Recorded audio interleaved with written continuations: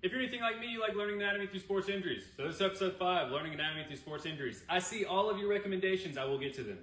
Stick with me on this one. Samantha Cerio, April 5th, 2019. This one's gruesome. Look away if you don't like it. So this is Sam, LSU, Baton Rouge Regional for gymnastics. Probably all have seen it. She goes, takes off, and her knees explode. Both knees explode. It's actually really gruesome. Really bad injury there for Samantha. So what happened here? Bilateral knee dislocation. So when she is flipping in the air like that and going forward, all of her momentum is going forward towards that mat. But when her feet land and her knees aren't bent, her feet are firm on the ground and her knees are straightened out.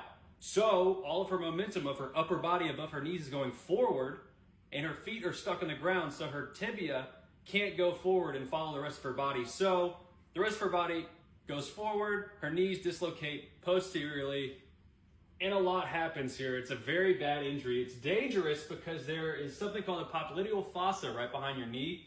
You have the popliteal artery, vein, and tibial nerve in there. So in some cases, like the recent Tyreek Hill injury, they need to go to the hospital instantly to make sure that none of those structures are damaged, or you could possibly lose a limb. Luckily for Sam here, she did not lose a limb. She did blow out most of her ligaments in her knees. The right knee blew out ACL, MCL, PCL, LCL. The whole thing was gone, but the left, she actually only blew out the PCL, which makes sense because it checks posterior translation, and the knees definitely went posterior and dislocated the way that we saw. So what did they do for Sam? She had a surgery. It turned out to be a relatively easy surgery. The surgeon said it was supposed to be about 6 hours. Turned out to be 3 because all the tears were absolutely clean off the bone, which is apparently easier to fix. So realignment surgery and ligament repair. And her goal was to walk down the aisle at her wedding, which was 2 months after the injury. Normally with an injury like this, that's unheard of. However, Sam went through a lot of PT to strengthen her quads, hamstrings, and her calves. Using some immobilization braces, she actually was able to walk down the aisle 2 months after this injury.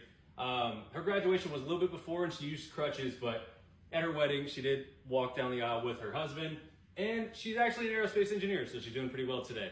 So that's Samantha Cerio.